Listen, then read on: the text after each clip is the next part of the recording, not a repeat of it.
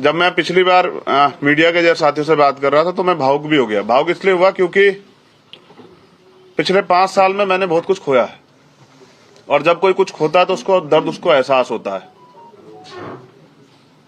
इस 5 साल में चाहे वो हाथरस का मामला हो, कौन अपनी बहनों को जिंदा जलते देखता है, वो भी कचरे की तरह। चाहे वो प्रयागराज का मामला हो, चाहे वो उन्नाव का मामला हो, चाहे वो आगरा के भाई अरुण वाल्मीकि का मामला हो कि पुलिस जो है पीट पीट के किसी को मार देती है। 30 दिन की जच्चा होने के बाद उस बहन को के कुंडल तक जो है नोच लेती है, उसको पीटती है। चाहे सब्बीरपुर का मामला हो, झुका तो मैं सरकार से तब भी नहीं जब मैं 16 महीने जेल में रहा, जब मैंने रासुका झेली। इसी महीने CNPR NRC का आंदोलन हुआ था पिछले कुछ दिनों पहले, और 16 तारीख की रात को मैं छूटा था।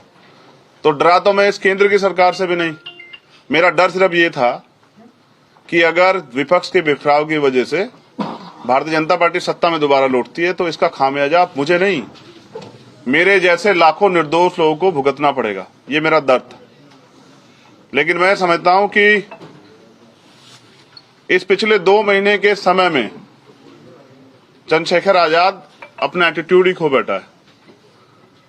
उसे लगता है कि जो ट्विटर फेसबुक वाले नेता हैं जो सिर्फ घर में बैठ के ट्वीट करते हैं, जो 5 साल कभी फील्ड में नहीं आते हैं, जो सिर्फ वोट की राजनीति करते हैं, उनको भी ऐसी राजनीति की जरूरत है। लेकिन मैं गलत था। मैं समझता हूं हमारी ताकत भीम आर्मी आजाद समाज पार्टी के लाखों कार्यकर्ता हैं जिन्होंने सरकार से मोर्चा लिया और विपक्ष की भूमिका अदा की है। कोई मामला हो, किसानों का हो, कोई नेता हो किसी पार्टी का, चाहे आज वो विकल्प के रूप में हो, कुछ भी हो, किसी को आपने सड़क पे नहीं देखा होगा। चाहे वो लखीमपुर खीरी का मामला हो, 7 घंटे मोटरसाइकिल चला के मैं गया अकेला, जान की परवाह न करते। चाहे वो पूरे देश में साइन बाग बनाने की बात हो, मैं अकेला व्यक्ति ऐसा था जो मुस्लिम भाई की लड़ाई में जब कोई छू भी नहीं रहा था तो मैं 27 दिन जेल में रहा और मैंने 250 लाठियां खाई। ये सारी चीजें संघर्ष की हैं, लेकिन कभी मैंने स्वाभिमान से समझौता नहीं किया और मैं आज भी समझौता नहीं करूंगा। हमने तय किया है कि आजाद समाज पार्टी अपने बलबूते जो उन्होंने आज तक काम किया है, उस काम के बलबूते जिसकी लड़ाई आज तक उन्होंने लड़ी है, उन माओं के, उन बहनों के विश्वास के भरोसे, उन बुजुर्गों के आशीर्वाद के भरोसे और बाबा साहब अम्बेडकर और मान्यवर काशीराम साहब की विचारधारा के भरोसे उत्तर प्रदेश में चुनाव में जाएगी। और मैं एक युवा हूं, अगर आज मैं डर जाता हूं, स्थापित नेताओं के सामने घुटने टेक देता हूं, तो मैं समझता हूं कल कोई गरीब युवा हिम्मत नहीं दिखा पाएगा, वो हौसला नहीं कर पाएगा कि वो परिवर्तन के लिए लड़े और वो तमाम तरह की ताकतों के खिलाफ खड़ा होकर अपने देश के बारे में सोचे। आज सबको सिर्फ सत्ता से मतलब है, लेकिन हमारी लड़ाई कभी सत्ता की रही नहीं। हमारी लड़ाई तो सत्ता के साथ व्यवस्था परिवर्तन की है।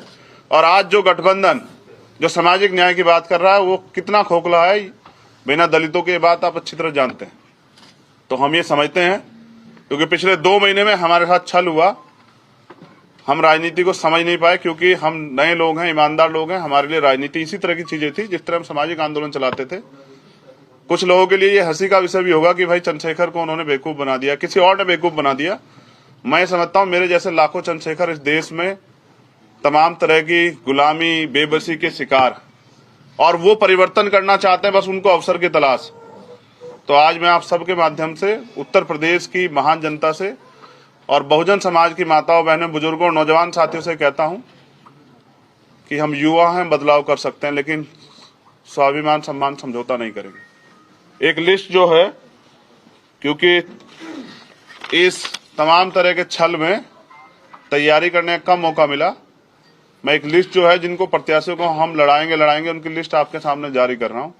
उसके बाद चरणबद्ध जो है हम अपने कार्यकर्ताओं को, साथियों के साथ लेके लिस्टेड बना के जो है अपने चुनाव में उतरेंगे। और मैं वादा कर रहा हूं आप लोगों से, ये वादा मेरा पूरे बहुजन समाज से है कि हम अपनी मेहनत से विकल्प बनेंगे और हम किसी के सहारे नहीं रहेंगे। हम सहारे रहेंगे अपनी मेहनत के, और ना ही हम किसी स्थापित दल, परिवारवाद की राजनीति वालों के आगे झुकेंगे।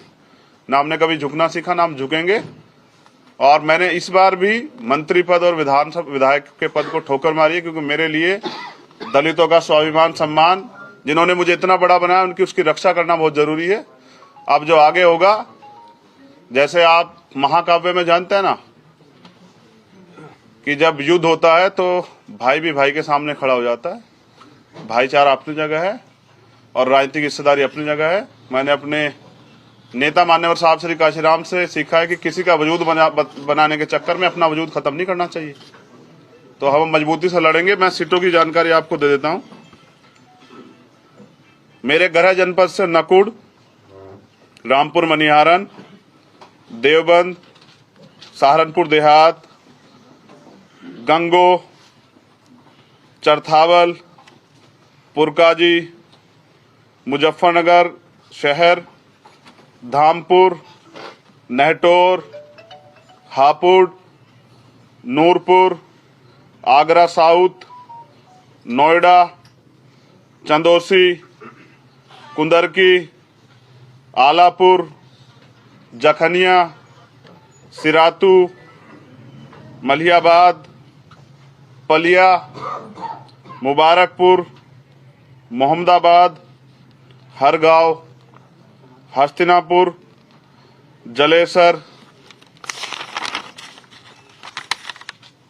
एतमादपुर, खुर्जा, मेरठ कैंट, सगड़ी, जयसिंहपुर, तिरवा और माठ।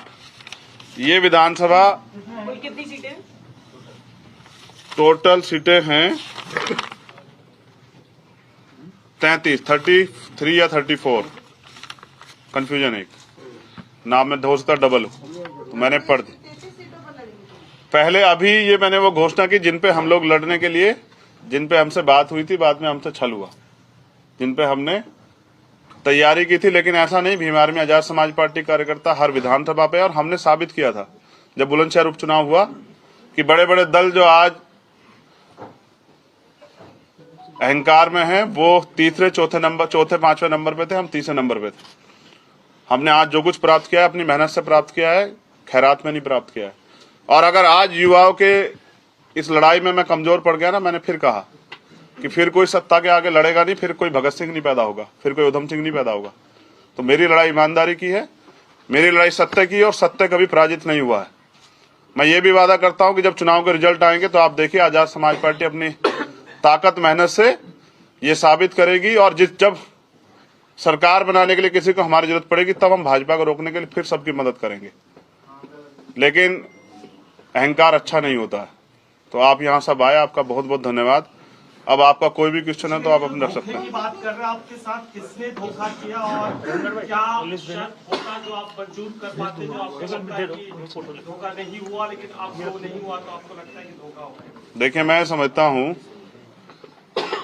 जब आप अपनी बात से पलटते हैं ना, तो आप धोखा करते हैं। मैंने कभी नहीं बोला, लेकिन मैं आज बताता हूँ कि मेरे साथ 25 सीटों पे वार्ता हुई थी।